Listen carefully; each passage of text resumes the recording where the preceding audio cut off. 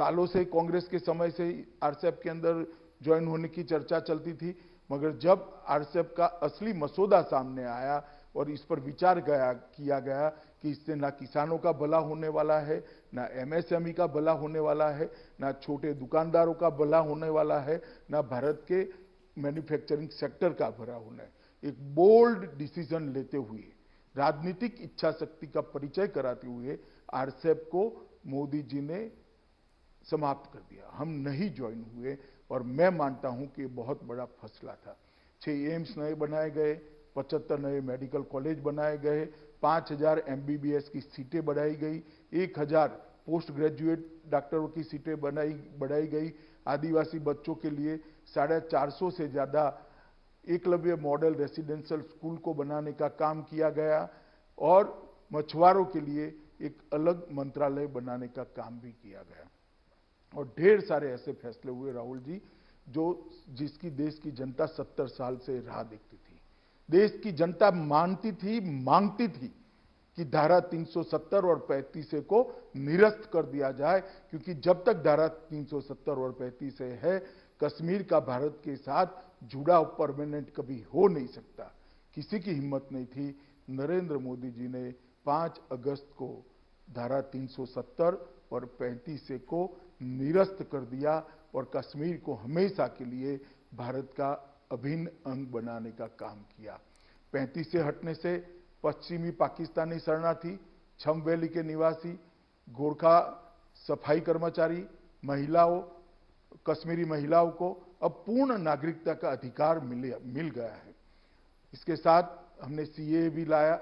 उत्पीड़ित हिंदुओं, सिखों, बौद्ध, जैन, क्रिश्चियन नागरिक जो हमारे सीमावर्ती राष्ट्रों से आते हैं, उत्पीड़न के मारे आते हैं, उनको नागरिकता 60 साल से देने का कोई प्रावधान नहीं था। आज हमने उनको सम्मान देने का निर्णय किया।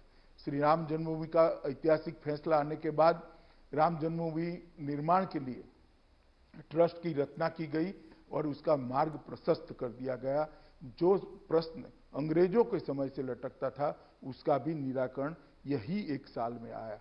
गुरु नानक देव की 550वीं जयंती में करतारपुर साहिब कॉरिडोर की शुरुआत की। करोड़ों करोड़ों हिंदू और सिखों को करतारपुर साहिब में जाकर नानक देव जी की सेवा में मत्था टेकने के लिए एक व्यवस्था भारत सरकार ने बनाई। आर्म्स एक्ट के अंदर, एसपीजी एक्ट के अंदर सुधार हुआ और सीआरपीसी, आईपीसी की सुधार की प्रक्रिया भी शुरू करी। ढेर सारे काम 1 वर्ष के अंदर हुए हैं। इसके साथ आज ही देश दूसरे वर्ष की पहली कैबिनेट में आज बहुत सारी घोषणाएं हुई है। देश के किसान, देश के लघु और मध्यम उद्योग, रेहड़ी पटरी वालों के कल्याण के लिए बहुत सारे निर्णय लिए हैं। 14 फसलों पर 50 से 83% मुनाफा मिले, इस प्रकार की मिनिमम सपोर्ट प्राइस को हमने तय किया है। कृषि के 3 लाख तक के सभी कर्ज को भुगतान की तिथि को 31 अगस्त तक बढ़ाई गई है। किसानों का 3 लाख तक के लोन पर का ब्याज में 2% की छूट दी गई है। किसानों को 28,000 करोड़ की सब्सिडी की घोषणा की है।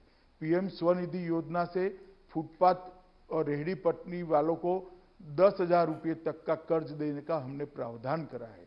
एमएसएमई के लिए 50,000 करोड़ की इक्विटी का प्रस्ताव पहली बार कोई सरकार लेकर आई है और एमएसएमई के लिए 4,000 करोड़ का डिस्ट्रेस्ड एसेट फंड भी आज निर्माण करने का देश की कैबिनेट ने फैसला किया है।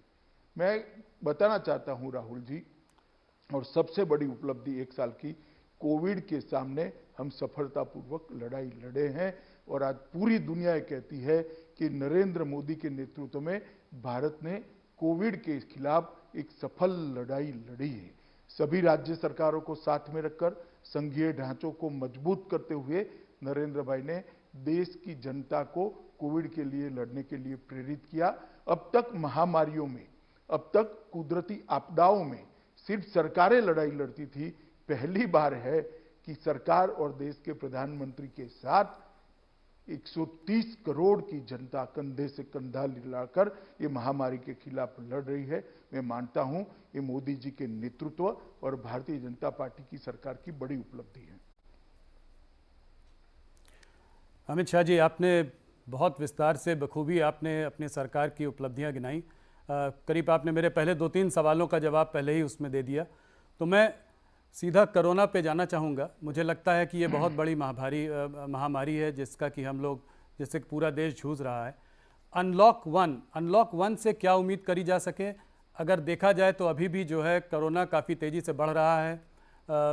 बड़े बड़े शहरों में, काफ़ी सारे प्रदेशों में ये तेज़ी से बढ़ रहा है, मृतकों की संख्या ऊपर हो रही है और हम अनलॉक वन की बात कर रहे हैं। तो इस अनलॉक वन से सरकार से जनता क्या अपेक्षा रखे?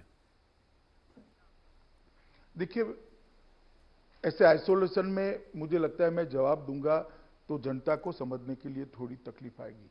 मैं आपको कोरोना के खिलाफ मोदी जी के नेतृत्व में जो रणनीति बनी और भाजपा सरकार लड़ी, इसके लिए थोड़ा डिटेल बात करना चाहता हूं।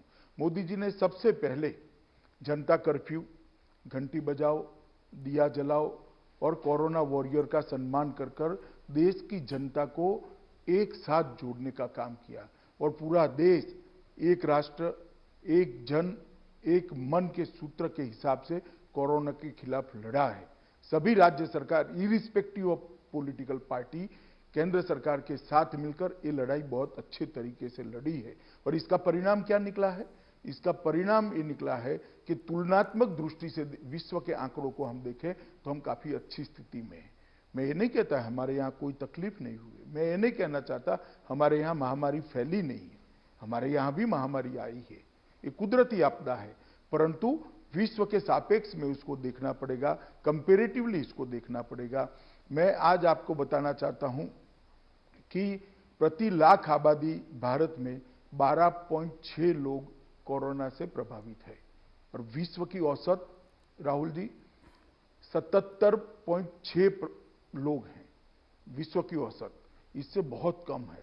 अमेरिका में प्रति लाख आबादी 542 लोग हैं, जर्मनी में प्रति लाख आबादी 217 लोग हैं और ब्राजील में प्रति लाख आबादी 195 लोग हैं। ये आंकड़े बताते हैं कहां 542 और कहां 1206, कहां 195, कहां 12.6, कहां 217, कहां 12.6। ये सारे विकसित देशों की तुलना में भी हम बहुत अच्छे से इसको कंटेन कर पाए हैं। ये वास्तविकता है और ये आंकड़े पूरे देश के पंडित स्वीकार करते हैं। देश में रिकवरी की दर 25 मार्च को 7.10% थी, अब रिकवरी की दर बढ़कर 42.7% हो गई। मैं कल के आंकड़े दे रहा हूं। फैटेलिटी रेट, मृत्यु का दर भारत का 2.8% है, विश्व का एवरेज 6.15% है और प्रति लाख जनसंख्या मृत्यु अमेरिका में 31.6 है, ब्राजील में 12.1 है, जर्मनी में 10.2 है, वैश्विक औसत 4.7 है और भारत 0.4 पर खड़ा है। ये बताता है कि हमने कोरोना के खिलाफ बहुत अच्छे से लड़ाई लड़ी है और ये सफलता तब मिली है जब मोदी जी ने सभी राज्य सरकारों को साथ में लिया, 130 करोड़ लोगों को साथ में लिया और हम आगे बढ़े। आप जब अनलॉक 1 की बात कर रहे हैं, मैं इतना ही कहना चाहता हूं कि अब सारे जिलों के अंदर